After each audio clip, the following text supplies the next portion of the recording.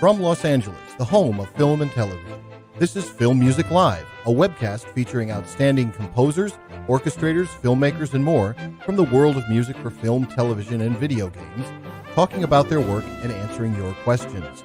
Film Music Live is sponsored by the Film Music Network and Film Music Institute. And now the host of Film Music Live, Daniel Schweiger.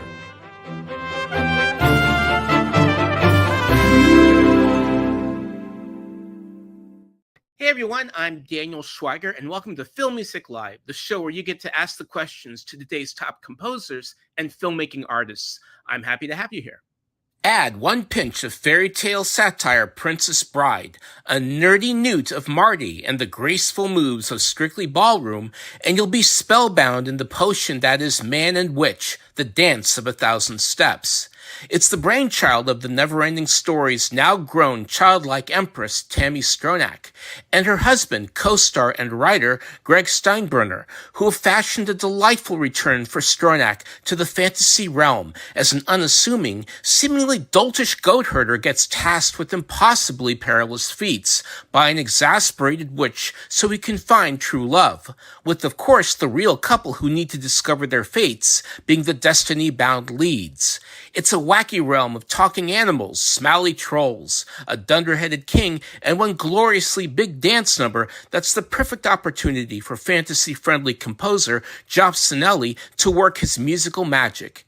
Heralding from Magus Hans Zimmer, Zanelli's credits well beyond the Emmy-winning and nominated likes of Into the West and the Pacific include Pirates of the Caribbean, Dead Men Tell No Tales, Christopher Robin, Maleficent, Mistress of Evil, and Leo, all of which make him a sorcerer supreme to make a quest into Man and Witch's skewed world. But it's also a realm well beyond that, which allows Zanelli to play Lonely Heart Romance and an impressive tango, a combination of grown-up appeal and childlike imagination that makes Man and Witch a wonderfully enchanting film and score indeed. And now here to talk about weaving their beyond charming spell with 1,000 steps, our composer GEOFF ZANELLI, stars TAMI Stronach, and star and co-writer GREG Steinbrunner. Welcome to Film Music Live. Hello. That's over at the door. Appearance, right? Sorry. Did you have a rescue? And we're off. That's Falcor. Sorry about that. Nice.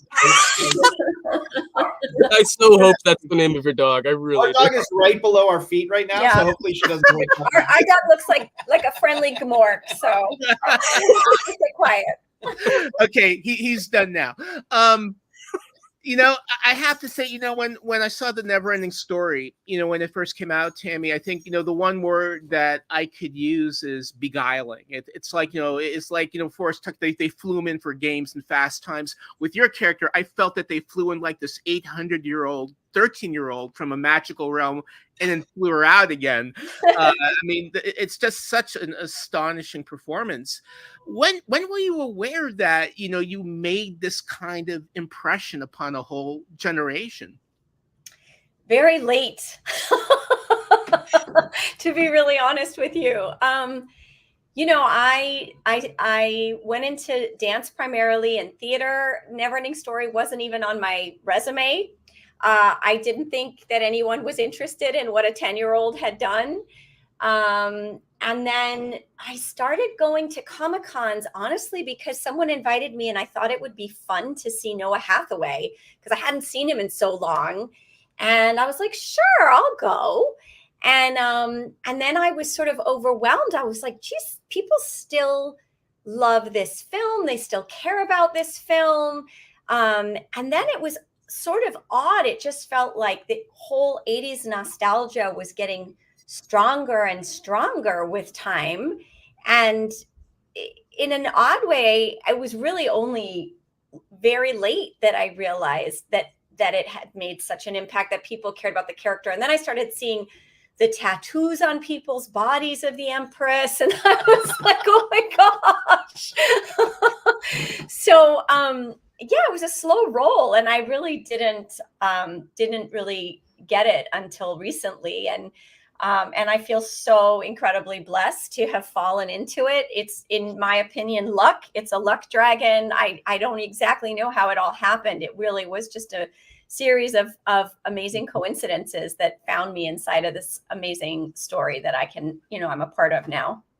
I mean, I think obviously like one big reason that people just love Neverending Story is the score, which started out in the original German version completely with Klaus Doldinger and no Limahl song, and ended up in America with Giorgio Moroder writing maybe about like 15 minutes of really wonderful new orchestral. It was like the first orchestral music that Moroder had done, with this amazing song that Stranger Things put right back on the map. I mean, Geoff is just a kid a viewer at that time. What was it like hearing that? And for you, Tammy, what do you think it brought to the film? Sorry, what was that question? I missed. What did you as a fan, when you saw the Neverending Story, what did the music do to you or mean? Oh yeah. Do you know what? I say this a lot. Long before I ever got involved in Man and Witch, I say that I was raised by these fantasy films in the 80s because I was a latchkey kid and I had hours to myself in the home. And that's what would be on. In the early days of cable, you would find Neverending Story, you'd find Princess Bride, Clash of the Titans, Beastmaster. I could sort of go on and on. But I make the joke that I was raised by these movies. And in particular, I mean, obviously the song in Neverending Story was sort of iconic, but I had only heard the American version of the score, and that had a lot of this very, I know it's thought of as orchestral, but there was some really interesting synthesizer work. Kind of reminds me of even like Blade Runner, that kind of era of early soulful synthesizer music where it's not robotic, but it's life is breathed into it. And I think that's always been, some aspect of my musicality. It's not necessarily what goes into every score. Certainly is what goes a little bit into the score of Man and Witch. And, to the point of talking about Neverending Story, that is specifically how I found out about this movie. I saw in the trades Tammy was making another movie, and then it was like, all hands on deck, and I'm calling my agent and being very Hollywood about it. Like, how do we these people? How do I get to, what do I need to do? And a credit to Jonathan Clark, I think, is one of my agents who reached out, found your production entity, finagled me a meeting, and then from there, when Tammy talks about you don't know how it all came together that you got into Neverending Story, I don't quite know how it all came together that I got into Man and Witch either. I do know that I went after it. And then it was amazing. I remember that call, and I remember when we got off that call, like Greg and I were like, can you believe who is going to score this? That was one of the things where we realized, like, we couldn't believe we're making a real movie. It was so exciting. But by then you already had spoken with the Jim Henson Company. Yeah, but and you were cast. But and we were so, you had cleared many hurdles. we were so excited. Many jaws dropped on our side when we heard it. That's very kind of you. Yes. You hadn't shot the movie yet. It was a script. No. Many. We hadn't even decided to move it to Scotland yet. I mean, we were alone. Oh, right. Oh, Geoff was really with us probably the longest. For sure. With Jim Henson and Geoff, like that was right from the beginning. And was very patient. He was like, oh yeah, you guys are ready to make this movie. I am ready to write the score. But we did write the dance first. So that is something that, for obvious reasons, you need to choreograph to it. And it's largely unchanged. I'm sure we did some, very, very close to what the original. Yeah. Tammy, obviously, what do you think, having seen, how people attach the music to Neverending Story, what's the importance of having a really good, memorable score for a fantasy film? And Greg, the same question goes to you. I mean, the score is the heartbeat of it, right? It's the foundation of it. I feel like it's just so critical for the score to be right. And I just feel so blessed that we have Geoff's score because it's so sensitive. He's so good at knowing when to come in and then when to like not overcrowd something. And it's just so playful. Like I love the way that like it gets sometimes it's just this lonely goat herd, but he hears this enormous orchestra in his head because he feels so triumphant. And I feel like tonally, Geoff had a really complicated job to straddle, which is Greg's script has this very particular tone, which is like both really heartfelt and earnest, but also goofy. And if you drop too far into the earnest, you lose the goofy. And if you drop too far in the goofy, you lose the heartfelt earnest. And so it's really threading a needle, and it's hard. And I think he did it perfectly. There was like a major breakthrough, I think, that we had creatively with it, because it wasn't entirely clear how to find that tone. And we realized at a certain point that for my character, the goat herd, this is as big and epic as like the Lord of the Rings, right? Like this, even though the actual story points, if you wrote them down, would not seem as epic as something like that. But for his life and for the witch's life, it's the most dramatic thing, right? And so once we unlocked that, and we really gave Geoff permission to fully explore the range of drama, you know, in that, I think it started to click. And then we realized, like, wow, we really have something that's just gonna not only get us to the comic moments, but also in the next beat bring us to these very emotional moments. And that was, for me personally, really one of the most thrilling parts of working on the story, because once I started to hear that music support the script that way, I knew we were going to be able to accomplish that tone, which is incredible gift. Yeah. It's so cool to hear you talk about that. I think there's such a it's kind of a philosophy in the way that I write, probably because of those movies I watched when I was a kid. It's all taken very seriously. It doesn't matter if it's a guy in a goofy wizard hat, or another touchstone for me was Stand By Me, which is about kids with real problems, and we're not patronizing it at all. It's not funny that the big brother, you know, is going to try to steal his hat and like go find the body first. That's a big deal. It's a huge problem in those kids' lives. Mm-hmm. It's the same thing you're talking about. You're talking about very simple love story between a goat herd and, well, a witch, I guess. But it's we aren't trying to get the ring to Mordor. You know, we're just trying to get two people to fall and stay in love somehow. It's in the grand scheme of things a little problem, but it can't be treated that way musically. It has to be thought of as the subtext of the story. For the goat herd, this is life and death. This is, you know, this is a matter of great importance, and I think that's part of what the score can do, and hopefully does, which is play that subtext while at the same time we're flying through the air on a broom doing a comedy beat, you know. So you're right. It doesn't. And I'll tell you, yeah. Anecdotally, so we're doing the rest of the sound mix, right? And Dom from Grumpy Cow was like, I was honestly terrified to hear what the music was going to be, because I love this film. And so many times I work on a film and then I get the score and I'm really underwhelmed. But when he heard Geoff's music, he was like, the project went up like several levels in his estimation. And he was like, I'm so thrilled that this score actually serves this piece. And then when we premiered in London, Geoff, I haven't told you this story, but I was sitting with the guy just like doing QC on the DCP, sitting in the Prince Charles Theater, running, you know, he was like, let's see what kind of dynamic range we could get on this film in the cinema. And he was like, wow, what you guys have done to finish this, you've made it possible to play this in any theater, right? Because you can go big and you can go small, you can go loud and you can go soft, and the mix is there and the score supports that. And I was like, okay, that's what we were trying to do, is make a film for the cinema. You know, I think that the saying goes, it all starts with the script. And Greg, it's a really, almost shockingly, really good, multi-layered, complex script that obviously plays into your real life chemistry. I mean, when did this project even take root with you as the writer and the co-star? So, yeah, well, first of all, thank you. That's just really meaningful. This is my first feature film that's been made. Okay. So to hear that is just really a great compliment.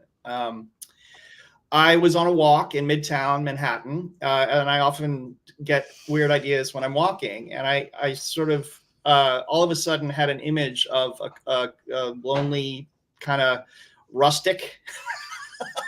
These are the kinds of ideas I have in Midtown. A lonely rustic who was sort of unlucky in love, and he goes to a witch and tries to get this curse taken off of him so he can find love. And I actually had a voice note. It's on my phone somewhere, where I just was, I liked the idea. It was such a fable, such a simple idea. And I thought it was going to be a 10-minute short.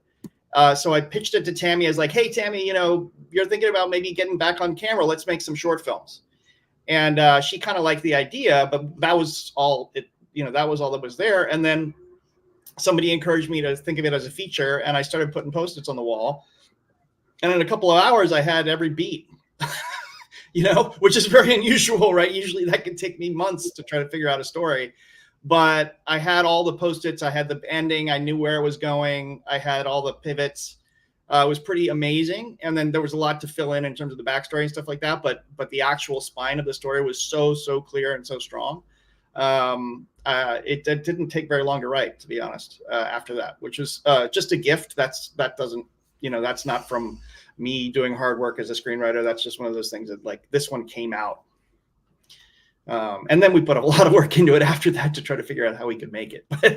but yeah. Tammy, you're an absolutely amazing dancer. I mean, this is really what you did, you know, when you segued from acting for quite a while. And the movie really obviously also plays into that strength. I mean, Jeff, how did you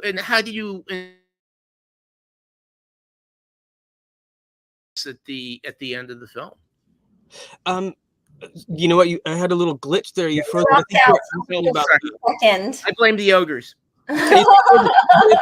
It sounded like you were asking about how did the dance come together musically, and was that what the played into Tammy's strengths? Yes, the answer. Well, what's interesting is, so this is a first for me, actually. I've never really worked with a choreographer because, you know, I'm working off a script. The scene hadn't been shot, and I think you probably had some ideas loosely what the dance would be, but there was no music, there was no tempo, there was no, you know, so there was quite a lot of really interesting collaborative back and forth with the choreography and with Tammy and Greg, and like, just, you know, it's just such a joy in any composer's career, I feel, at least mine, to collaborate with people, and in particular people who are great at something that I cannot do, which is dance or choreograph or, you know, or screenwrite, yeah, all those things. So that's what's always been the appeal to me. So anyway, the whole point of it was, we knew we wanted the dance to touch upon, you know, many different types of dance, many different musical genres, and that it would be okay to kind of jerk it around from this is a tango, this is, you know, moving quite rapidly between genres, and that would make it fun. And there was not really an effort to try to unify it, as opposed to maybe make it more like chapters. And that, I think, I mean, it is unified in that there's a through line to it, but you know what I mean? There was I would say a willingness to be risky with how rapidly we switch and what we're asking of the audience in taking it all in. But frankly, all I really did was write the music, and I think the hard work is actually not only the performance but the choreography. So it's probably time for Tammy to answer this. No, I mean, it's that my favorite way to work as a choreographer is with a composer and have a living exchange. It's always been much harder for me as a dancer to take a finished piece of music and then just go choreograph to it. I've always liked to choreograph something, talk to the composer, get a piece back, respond to the music, choreograph a little bit more. So, you know, this was just so great because we were able to do that. And then again, for me, it was just that tone thing. It was like, as a choreographer, how do I match Greg in the script and Jeff in the music, where it's like, it's earnest, it's heartfelt, it's a tango, there's love there, it's real love, but then they also get to do the robot. You know what I mean? Like, how do you thread that needle of like earnest and comedic at the same time?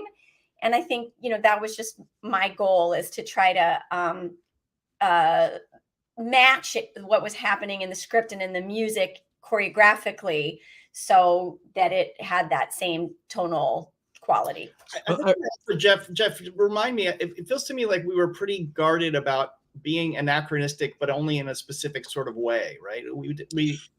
We kind of, it's a medieval world, right? Yes, right. We weren't constrained by that, but we also didn't want to inject anything that felt, too Knight's Tale or something, where it was like all of a sudden. Right. Yeah. No, I know. Yeah, exactly. It was still designed to feel at least somewhat organic, even when you're doing the robot. And I remember Tammy would go, "Oh, I want to have a moment where I can do this," and a moment, we were kind of talking about the different dances, and I had to, kind of keep up a little, like take a little step back into my schooling days and learn about what this all means, because I've never really thought about it from a dance perspective. I mean, I know what kind of music makes me want to dance, but this is a very different thing. It's a performance. And but no, Greg, you're right. We were going like, how do we make this feel like, it starts actually on a band that's right there on the bandstand. So you see the instrumentation. Obviously we evolve because we're in the business of illusions, and the sequence gets larger and grander as it goes, but it doesn't ever go into like, there's no drum machines just because you're doing the robot or something. It was more like, what would that sound like on acoustic instruments, kind of within the world. So at least the music behaves to its own rules, kind of. Yeah, no, and we all got a question from Dale here about one of the wonderful scenes in the film. The film's raindrops scene is absolutely beautiful, visually, musically, dramatically, emotionally. Can you all talk about how that came together? There's so many elements, both on screen and for the ears. Well, first of all, let me just say that the people on this call sweated that moment really, really, really hard. Yes. Yeah, we worked for that. We knew that was the moment. We knew Tammy was supervising the VFX. I was working with Jeff pretty closely on, how to understand that moment emotionally. And it came together really, really, really, really well. And then we messed it up. Yeah, it almost didn't. It almost didn't. So what happened was with the VFX, it took a really long time to get the raindrops to look the way I wanted them to. And then we had the shot of the witch in slow motion with the rain falling in front of her, and you see her face. And the raindrops got so good that we actually, when we went to the shot of her looking in the rain, they covered her face with those 3D incredible raindrops. And all the emotion left the scene because you lose the reaction. You lose the facial expression of the reaction. And it was really the last hour. It was the final day in post-production. And Greg and I were looking at each other and we're like, something's wrong. Like the scene when we had finished the sort of the scoring, and Jeff had it nailed, and the thing was working perfectly before we put the visual effect on it. And it was like just beautiful. And then we worked on this visual effect, and the visual effect was beautiful. It was for some reason the moment was no longer resonant. But when we put them together, they didn't work. And so it was actually me and Callum, the assistant editor. I was like, I don't know what's happening, Callum. It's just not working anymore. And he was like, well, Tammy, we don't see your expression on your face anymore. Yeah, you've cut the reverse. It's covered by the raindrops. And I was like, do you think it would be bad if we just cheat, and when the witch looks out at the rain, she sees the raindrops with the memories, but when the audience looks at the witch, they don't see that. That's all in her mind, and they just see her face in the rain. And he was like, I think that would be okay. And then we switched it, and it was like 45 minutes before we had to lock everything, and it worked. What was crazy was this is the assistant editor. He had known that it was broken for like 6 weeks and didn't say anything because he was like, well, it's your thing. So finally I raised a flag. I was like, for some reason, I was talking to Dom, the sound guy. He was like, this isn't working anymore. I don't know why. And Callum was just like, yeah, it's because you got rid of that reverse shot on Tammy. I was like, oh my God. Oh, wow. It was crazy. It was really last And then minute. It came back and it was like, whoo, thank you. Because the music there is perfect. It plays great now. I mean, it's so funny because I sort of missed that behind the scenes. Yeah, all that drama was happening without There Jeff. was a lot of special effects that were removed from the front of it. Okay, but it all makes sense because when so much of what the score can do with the performance has to do with the eyes. Right. And that, it's something I'm always like just hone in on, and like I'm scoring eyes so often in not dialogue, not gesture, it's because that's where it is. And I'll bet you if you go back and look, that's actually what it is. That's what it is. No, that's what it is. What was so almost tragic about it was the whole reason we made the movie was because of those, right? It was because of eyes. Like isn't that the thing that we've held on to for 40 years? Is Tammy's eyes boring into our soul, creating deep existential pain and joy? And like for some reason, we decided to put like a special in front of them. That was so dumb. I don't know why we did that. But anyway, the music was perfect, and then broken, and then we got it back. and I like, and you know what? It speaks also to this tension between sort of like how sometimes you can overproduce something, and going to the simpler thing is the answer, and so trying to really read the moments where having that extra, zhuzh of like special effects does give you that excitement. But when are you just kind of like throwing the baby out with the bathwater, like by just, not letting something simple just exist and play on its own, right? Well, and also to give some credit to the VFX guys. Oh yeah, they did a great job. What I wrote in the script was she sees memories in the raindrops. That's all. And what I meant by that was exactly what we have now in the film.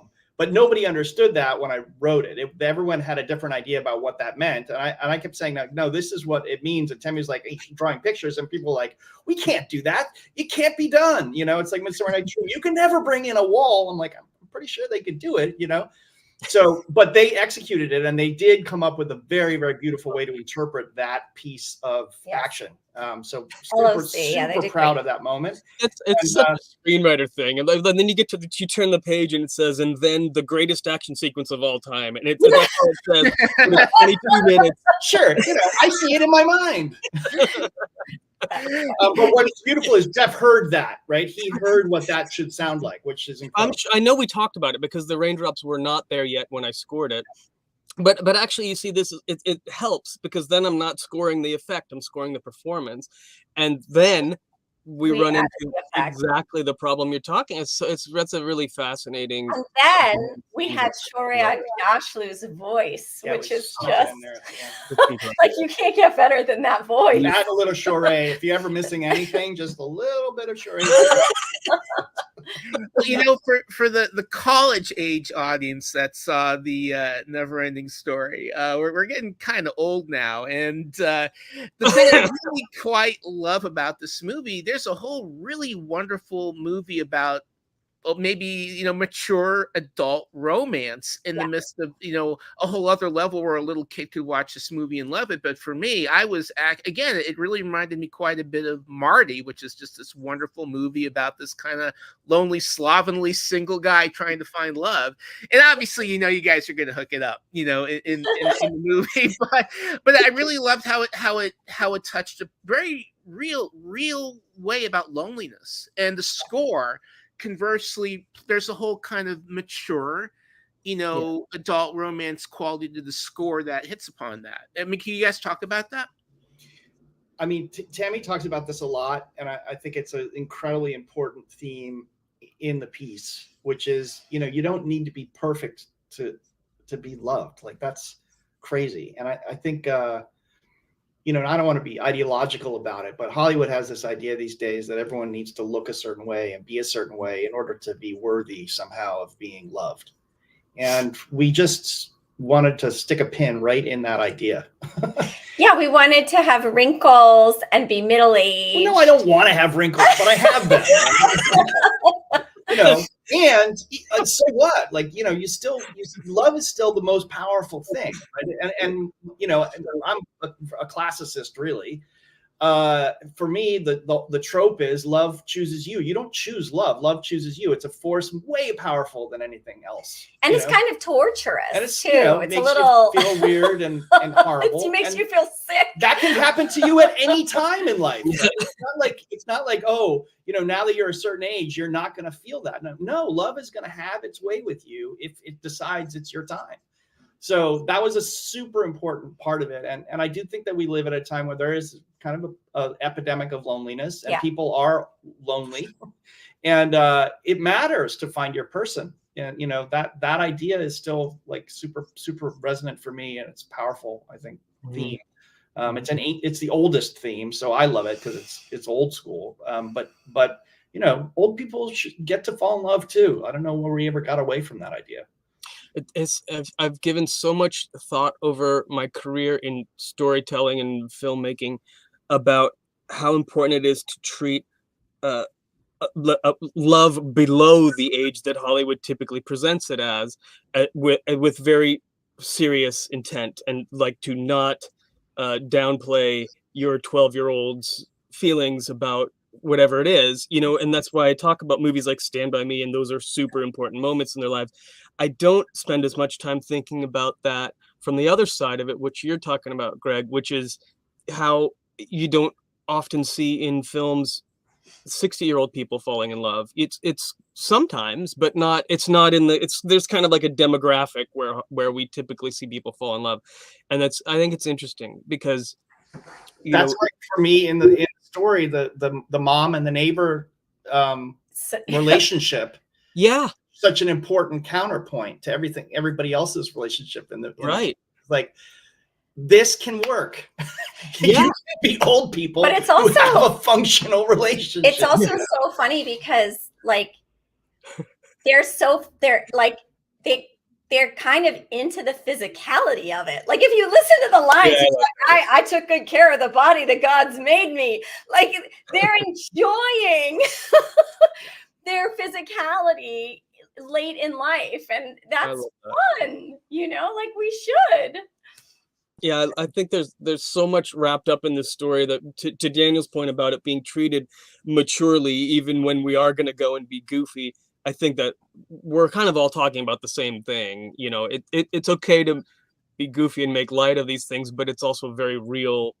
This very real life, going on in this movie. Well, I mean, it's certainly real to I loved your acting in the film, Tammy, and it's certainly, you played very real, which I think is one reason the film works on a whole other emotional level that you don't expect it to, I think, the witch is an interesting character for me because I have a lot of backstory for her that I created to make it work for me, because sometimes I have a hard time playing like really mean people. And so in order to like justify it, I have to give myself like really elaborate backstories. I'm like, yeah, but she's right in the end, which I did.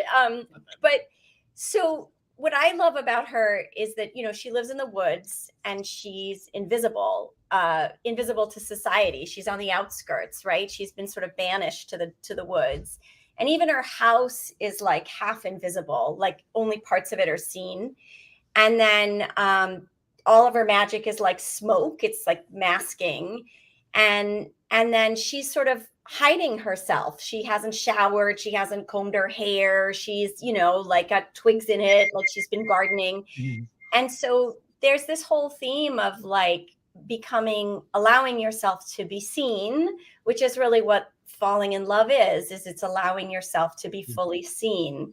And so I feel like I just really enjoyed guarding that the visual elements that represented that character were echoing the emotional journey of that character, which was the risk to allow herself to be seen, flaws and all, musically, one of my favorite parts in the movie musically is the whole the broom ride. I absolutely love that. Yeah, one of the fascinating, horrible, terrible things about making indie film is they almost always want you to cut anything good out of the script because it's always too expensive. And that was on the block. That went away. It was on the chopping block. And when we were doing the producer's cut of the film, watching the film, We have to have there it. were a couple of things where, as the writer, I got to be like, aha, I told you so. And there was this moment in the middle of the film where it was like, we didn't have coverage, and something fun and upbeat and up-tempo had to happen to lift that part of the film. And it was the scene that had been cut, which is they ride on that broom. And I was so thrilled to be able to force everyone to shoot that scene in reshoots. Yeah, it did come in late. I remember it wasn't. It came in after, but it definitely adds a very important lift at that moment in the film when you need it. And I think musically too, Jeff. Right? We needed to have that up tempo soaring thing happen. Yeah. To bring us into the next moment. We have some really funny footage of us like choreographing that in our living room on like two little little dolly, like a stick on top, and Greg trying to hold on. Very bargain basement. Really, I don't know if we're gonna show those videos, but that's how it was choreaged right here. We were at like Harry Potter World not too long after that, watching them do the real broom flying. I was like, that would have been a pretty good way. Oh, we should have done it that way. Yeah. But that's I love how red knobs and broomsticks it was. It's just the yes bag in the world. You know what? I will send you the video, Jeff. Oh, thank you. No, that's what I've loved about this whole process. Has been a complete willingness on Greg and Tammy's part to go. We're hand making this movie, so it's okay if we grab something, this chunk of wood from the garage or whatever it was that you guys built to choreograph. And in fact, I think you were sending me choreography videos also from your living room when we were doing the dance and stuff. Yes, so also true. It's just like, here's how we're gonna do it, and you guys will stop at nothing to get your movie made, which I think is just such a beautiful thing. And on top of all that, to have it come out great and be fun, and anyway, but it's so lovely to get to work on a movie like Man and Witch. Yeah, I did. It was a real lesson in sort of Hollywood filmmaking, though, because I realized, when your story is slow, that's when the 15-minute CGI like battle chase sequence goes into the movie. Yeah, I mean, because it was so easy in a way. It was like we're just messing around on a broom, and and then you fix it in post. Right. Okay. Incredible music, and that takes you through. It's not really a story point, right? They just go home to the hut. Right. No, it's a gag, but it's a good one. It's a thing. It was a big lesson for me as a screenwriter. I was like, no, don't let them, when the producer says we can't afford that thing, and you need that thing to make the story work, then stand your ground. Stand your ground. It's like, no, you understand musically as a writer, right? I'm thinking musically in that moment. I'm like, something up tempo has to happen here. Otherwise, there's this like sort of steady state in the middle of the film. You don't want that. Yeah. So they were like, we can't afford that day. I'm like, okay, it's gone. Can't afford not.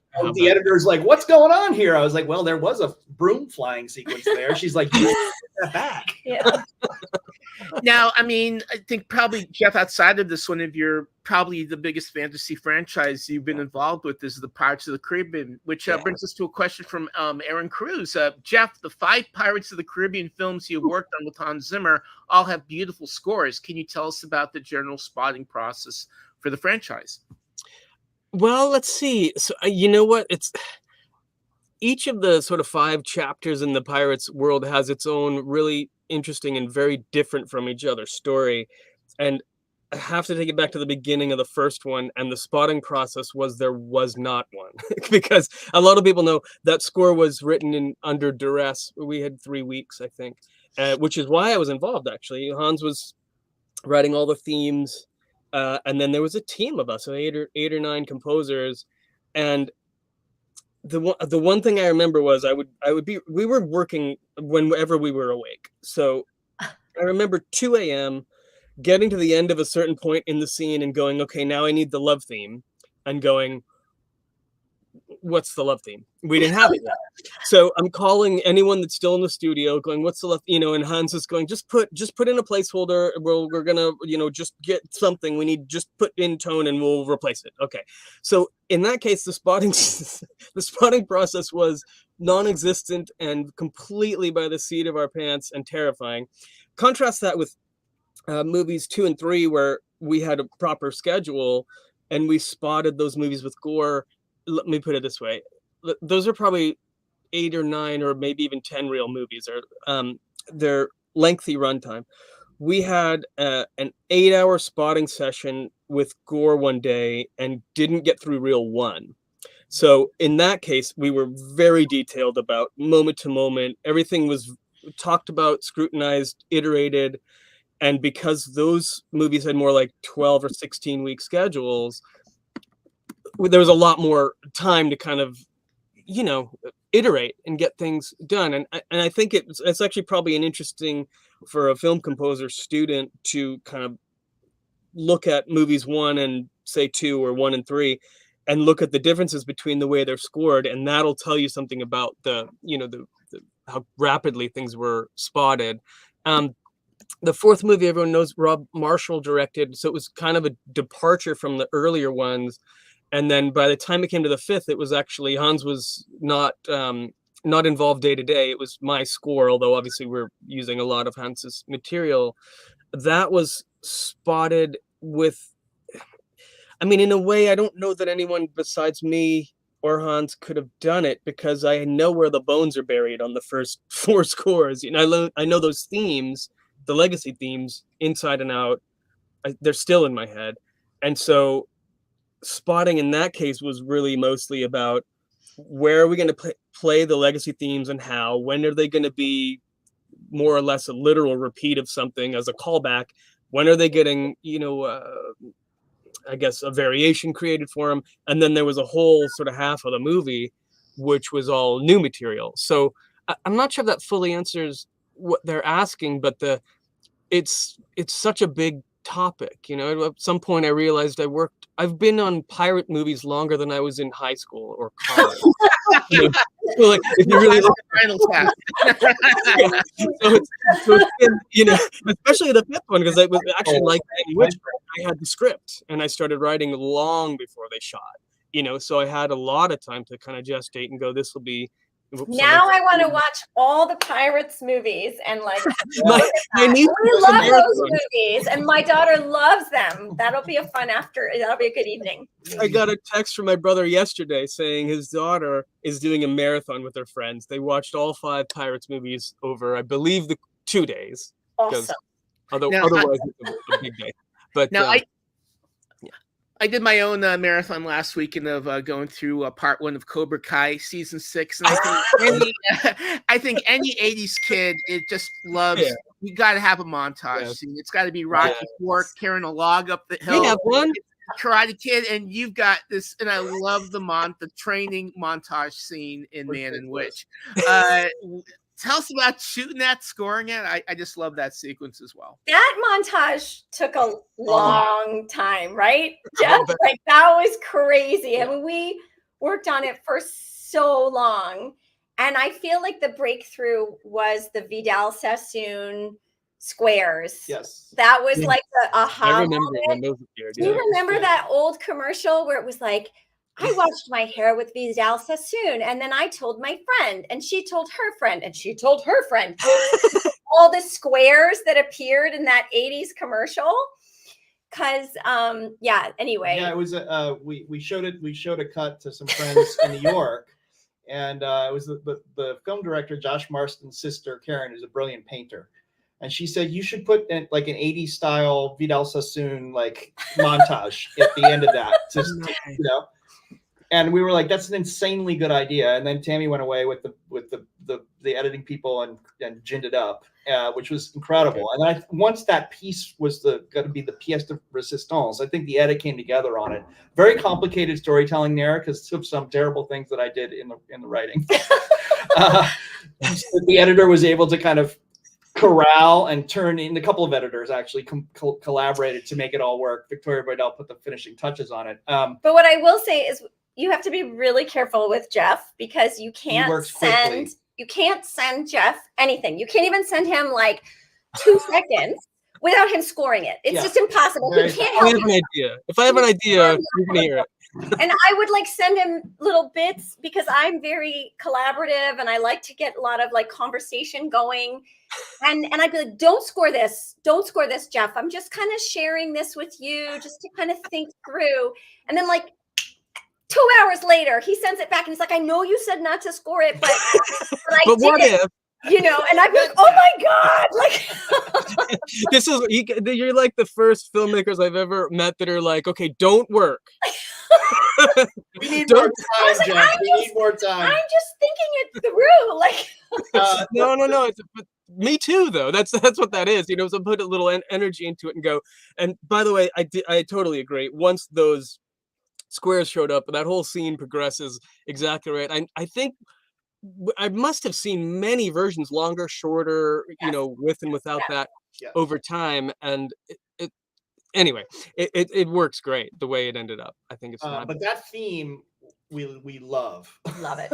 Yeah. Well, I mean, it's all within the Godard's head, right? Yeah, no, that scene we absolutely love. The actual shooting of it was fascinating because, of course, the caber doesn't weigh what it's supposed to weigh. So it's very, very rudimentary Greg, you know, doing French mime techniques. Well, all of those stones fell over in the wind. The stones are all obviously basically like Spinal Tap. Like, you see the in-between shots, there's just like these foams rolling around. It was the worst weather of 6 weeks in spring in Scotland, which was that day. Okay, so when you know what the Scottish crew is hiding in the trucks, you've really got some bad weather. So that wow. I remember seeing rocks of Karen. Yeah. Yeah, no, I mean, what is your conversely? What are your favorites? Did you feel like the music saves scenes? Yes. I have a couple of different places. Obviously, that we've talked about the raindrops. For me, that was a huge moment to get right, and Jeff crushes it. Not only in the raindrops, but after that, leading up to the denouement of the film, was all incredibly important. For me, the place where the score saves me as a writer and honestly saves, you know, the whole end of the second act of the film, is the scene in the dark on the wall between the goatherd and the witch after the dinner with the mother. And there's a very emotional scene, and I needed the score to bring us there in like under 47 seconds. And boy, it just so thrilled with how that worked, because there's not a lot of runway there to make it happen. And Jeff really like landed or took the plane off there. I don't know what to say, but yeah, that was a place for me where the score just totally bangs and gives us an emotional punch where we need it. And it was, you know, that was touch and go, right? That wasn't necessarily going to happen in the hands of someone who is less skilled than Jeff Zanelli. And then also like the main theme, like you just feel like you've heard it a million times. Like, how does someone do that? How does someone make something totally original, but your heart is like, I know this. Like, I don't understand how that happens. And that, I just love that main theme so much. I'm like, I keep on thinking like, I know that. And I'm like, oh, it's just but I mean, it's so familiar, and it's like magic, you know. How do you make something new that feels, you know, just like part of it already? It's crazy. I love that you're using the word magic, because I remember I had this real strong memory. Early days, I was working as an assistant to John Powell, who's a composer, and Gavin Greenaway, who also is a composer. I walked into the room while Gavin was working. And again, just like all of my stories, it's 2 a.m. It was late. And I walk in, and he's by himself, or he thought he was until I walked in, and he was just laughing. And but he's at his, you know, his piano, and you're right there, Gav. And he says, "I'm just sitting here thinking." This encapsulates everything that I think about music. I'm just sitting here thinking, you know, I play these 2 chords, and I feel scared. I play these 2 chords, and I feel romantic. That doesn't make any sense. There's literally no reason why that should work. And he's having like a comedy breakdown almost. Like, why does it work? You know, and that's why the word magic brought that memory back to me when you said it, because it really is bizarre. There's no reason why D minor going to B flat feels heroic, but it 100% absolutely it does, right? But there's no like scientific reason. I understand why hitting a big bass drum makes you feel scared. Okay, fine. You know, a tree could be falling, or, you know, a boulder's rolling and you got to get out of it. That's instinct. But a couple chords making you fall deeper in love. There's no scientific reason that I can think of. And if there is one, don't tell me what it is, because like, for me, Jeff, for me, that was being interesting. Partly instrumentation too, right? Like the Witches theme is so beautiful, and it locked in for me when we moved it onto the, I guess it was a cello or something at the beginning. Yeah. You know, I don't know why that instrument captured the complexity, you know, in the character for me, in a way that I was searching for before we put the cello on it. So it's also choice of medium too, right? Yeah, it is. And it's also like, I'm sure that maybe there is some scientific reason why the cello is so incredibly expressive as an instrument, probably to do with the range that it's in and, you know, overtones or whatever. But I don't find that kind of analysis of music to be fascinating, because to me it really is as simple as when I hear a great cellist, whether it's Martin Tillman or Tina Guo or Steve Rodoti or any of the people I've worked with over the years, when they play it and it's got a voice and it's their voice, it's incredibly powerful. And that's all I need to know in order to go, I want to write a cello solo for Tina, or, you know. So that's part of, I think, what the power of that really is. You know, it's also the person playing it, it's the instrument itself, it's the way things are orchestrated, hopefully, and most importantly, you know, it starts from, I just care. I mean, every composer cares, of course, but you know what I mean? Like, and so I want to do with the work with you to lift it up and kind of make everything that it can be. So, you know, honestly, that same thing applies for us, for the puppets, you know, in terms of character. The hand of the puppeteer being a force of energy in the character is a very, very different thing. I mean, CGI is an incredible technology, but it's not the same as that, right? You know what? The hand of the puppeteer into the character. Right? I wonder. Now we're totally derailing, but now I'm just thinking. I wonder if the reason why you feel the hand of the puppeteer is because it is a one-person job, whereas CGI can be a 1,000-person job. And you touched on something. It just so happens, I don't know if you guys know this, one of my oldest friends from childhood is a puppeteer, and he worked on Sesame Street and he worked on some other shows, and his essence, even, I mean, I knew him when he was 9, right? From then, he acted like a puppeteer. He had an animation to his. He walks different from other people. It was just as simple as that. I bet, Tammy, you're nodding because you're a dancer. No, I'm nodding. I went to like a puppeteer party at BAM after one show, and it was so funny because it was this room full of puppeteers, and it was very awkward, and no one was talking. And then somebody lifted a spoon, and then they all just started animating the like tea set on the table, and it turned into the most fun party you've ever been to. And it was suddenly like all of their personalities, their soul, like who they were, was expressed inside of these objects. And we're back to the word magic, but I do think that, like, it's about chi, you know, it's like pouring your chi into this object. And when that hand on the bow touches the string, that's tactile. That's not tactile, that's tactile. Don't tell the AI studio executives, they're not going to want to hear any.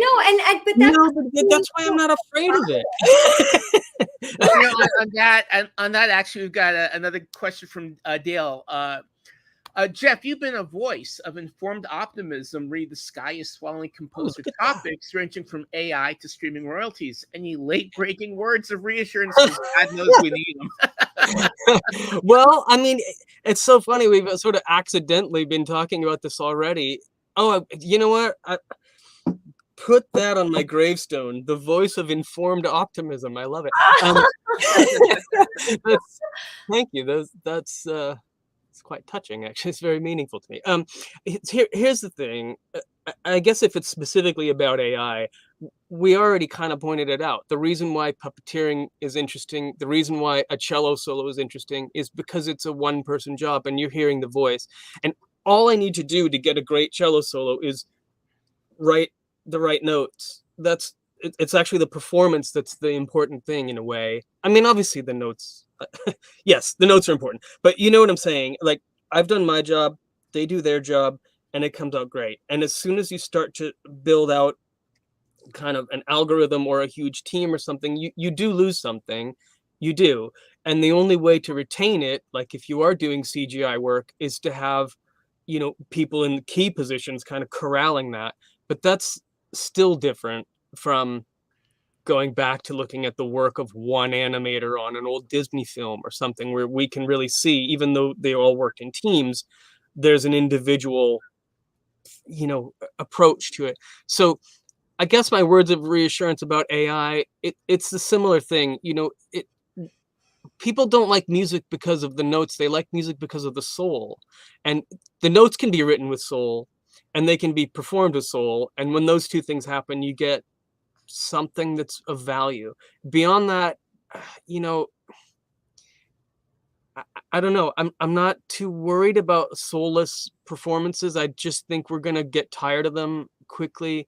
And on top of that, I've seen at this point maybe 5, 6, or 10 or 20 different things which were going to completely and totally end the music industry, and yet here we are. You know, right? I mean, we have samples and we can do a mock-up orchestra, and everyone said no one will ever record again, and yet these days we record more than literally ever have at any time on the planet, right?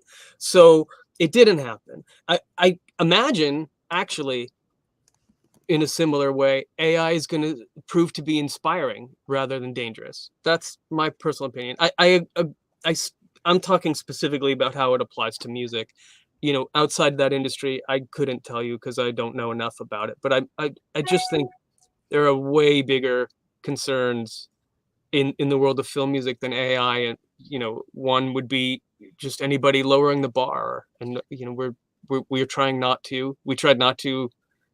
You know, look, Man and Witch and Pirates of the Caribbean 5 had radically different music budgets, right? So, but there was never like a sense that we had to go, oh, well, we can't have that, because we weren't looking for those excuses. We were going, you know, we had a full orchestra and we recorded it. You know, how? Because I wanted to. I probably it was the right thing to do. It wasn't just that you wanted to. That's what I'm saying, right? Yeah, you know, exactly. It sounds great. I mean, the music is incredible. And that day was incredible. I mean, just watching it was incredible. It was so moving that day. You know, this has been 5 years that I've been working on this film. You know, it might be a slight exaggeration, but for me, that day was honestly almost just worth the price of admission. It was, and there is something so moving about seeing a group of people work in tandem like that. That skilled, that accomplished. Yeah. And it's, you know, human beings are so complicated and we're always fighting. And then there are these moments where everyone's just working together, and it's impossibly moving every time you see it. But you got to hand them a spoon. There's not so much in this film, right, that if we're just doing it at an average level, that it's going to work, right? I actually needed the orchestra to interpret Jeff's music to bring us to a place where this was worthy to be seen in a movie theater, right? Like, we actually needed that craftspersonship going into interpreting what he had made, because it's so much more emo when they play it. Yes, for sure. Like, really. And boy, it was an incredible experience. You're hoping that that's what you're going to get on the other side of that. And to see it happen in real time and then put it on the film and feel the lift that you get. It's almost like putting the color correction on, right? Like, you've just been looking at it flat. It just goes into a whole nother level of emotional power. Boy, you know, we didn't the picture looks different when the audio's right. Everything's different. It's really worth it for this kind of contained movie to stretch, to have that level of craftsmanship, because we don't have other things, right? I don't have big car chases and, you know, massive battles and things. So if the score is going to work, then it has to have that kind of craftsmanship in it. Well, again, you know, don't sell yourself short. Don't sell yourself short. Try pickle peppers or whatever. Because I just cannot stress how wonderful you know, this film is. It's just great. And, I think a lot of people are going to discover it in the 28th and the 30th when it plays in Fandango. Every time I go to the movie, I'm seeing ads for this, which is awesome. Oh, I love it. But I'd love to see, more showings, because it certainly deserves it. You set up a sequel essentially at the end of this. So what are the plans? Hopefully, if this takes off. I would love to have it run longer. And the only thing that's going to drive that is people's interest in the film. We're committed to getting it in front of the audience that wants to see it. And I think that's a bigger audience than we'll see on the 28th and 30th. I think there's more people who can find out about it, So we're leaving it all out there. We're doing everything we can to get the word out. Hopefully people will see it on those 2 days and talk about the film. And we have plans to try to, make sure that, people can see the film. Because I want people to see it in the theater. I really do. So, hopefully people will be inspired to come and we'll see it'll hold on a little longer. But for right now, it's those 2 days and we'll do our best. And absolutely, if there is a feeling and the audiences we're watching the film with validate this for us. If people are interested in the world of Man and Witch, the Contented Kingdom, we have more stories to tell in that world. We're prepared to do it to the extent that the audience, feels like it's there for that. We have the capacity to keep going, and we have a roadmap for what those stories look like. Really excited to do it. We just want to make sure that we, there's everyone raises their hand and say, yes, more. Well, I'm raising my hand. So we've got one last question. It's from Louis Versinelli, and I'll just make it for all of you. If you could play one of the characters in the Pirates of the Caribbean saga, which one would it be? Or like a kind of character? Oh man. That's awesome. Oh, okay. I'm not replacing someone.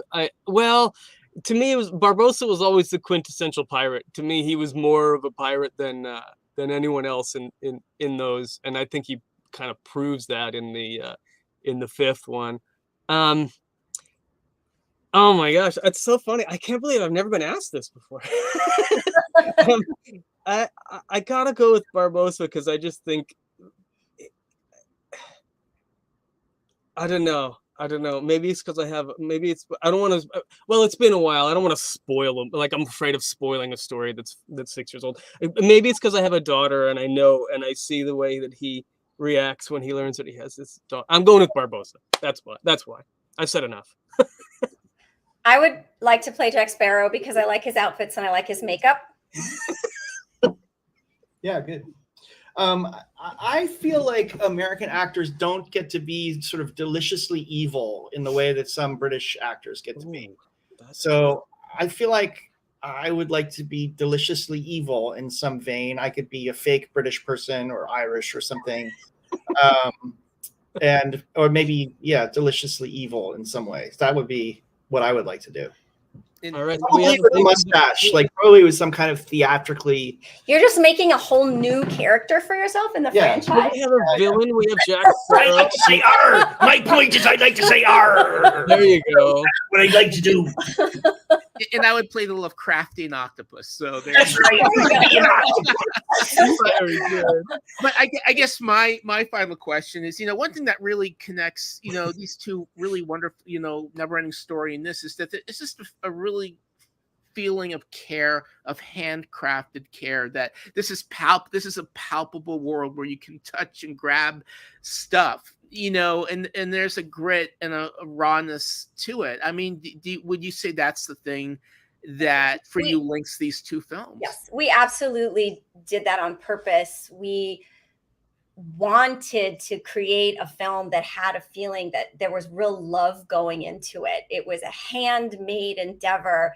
Everything that was placed there was done with care, and the hope is that you leave the film feeling more joyful than when you walked in. It's not more complicated than that. I think that we need joy, we need hope. I don't think that we can make good decisions or find solutions or be in a good headspace to tackle anything without hope and joy.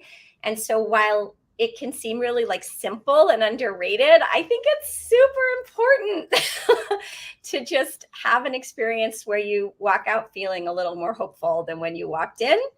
and you just don't know where that energy is going to go. Just like the energy that goes out of a hand and into a spoon, or out of a song and into your heart, right? Like it's just going to travel somewhere, and hopefully somewhere good. This is very selfish in a way, but it was fun to make a film in Dune Castle. Oh yeah, that was pretty and fun. Stirling Castle. You know, it was fun to go sit in Jeff's studio and you know, listen to him work on the music. Like, that's just fun. I think in some very, very like big league productions, you know, you're on a blue screen or on a stage and it gets a little corporate, and you know, that's probably fun because there's a lot of money. But our cast had an incredibly fun time making this film. Our crew had a fun time making the film. And that does matter when it's going to be a labor of love the way this was. You know, if you can at least take that out of it, then whatever else happens later is kind of gravy, because I had an incredible time working with Jeff. It was so fun. You know, it was fun. That's, you know, it's kept me from having to get like what my parents would think of as a real job my whole life, doing the, you know, this music thing. It's it is fun, and it's literally why I do it. And I love that I get to kind of change hats all the time. And you know, I'm do this, I do that. I'm, you know, working on a thriller and a sci-fi video game right now. You know, so it's kind of like all different places. Those are all different types of fun, and I think you guys are on to something. Just going like, how about if we do something fun and make a movie, which I'm sure it turns out to be a lot of work as well. Yeah, I know. It's not always fun. but at the end of the day, you know, you're right. You take away something, you know, I would say, like, I want people to watch a movie and come away, you know, feeling better than they did. But this is even the type of movie you can come away being a better person in a way, you know, because you're kind of getting into the real point of being alive, you know, which is not always about witches. It's actually about love. Do you know what I mean? So that it's not just some imaginative fun world.